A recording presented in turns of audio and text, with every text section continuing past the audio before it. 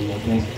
Sa akong mga kaibanan sa Sangguniang Bayan, sa mga head of offices, GO, GIPs nga na dire sa atong mga kapulisan, headed by Sir Nonan. May buntag ka natong tanan.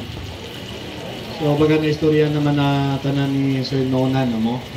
Tinuod yun na dapat kita magpasalamat mo tungod sa paningkamot ng ato mga kaninunuan mo na nakabot nato ang kagawasan.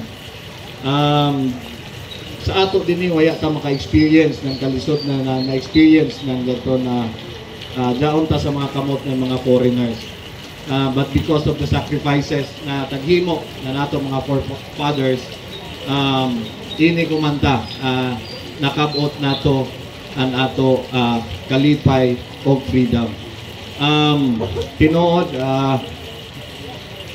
dili laman kung sa relationship makabot nato ang kagawasan mo. Gawin ba na ay kuman independent na ako.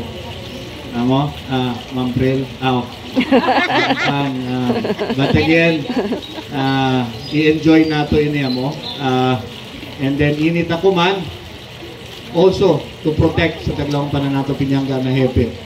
Protektahan nato ang ato lungsod, ang ato kagawasan na nakabot, dili laman kung lungsod kundi ang tibuok nasod. Amo, kay daghan ang kinabuhi nga nawala ani para laman matagamtam nato ang ato kalipay na natagamtam karon. So dili ko natason again sa ato happy 126 Independence Day, and enjoy kitang tanan, congratulations sa ato kadaugan.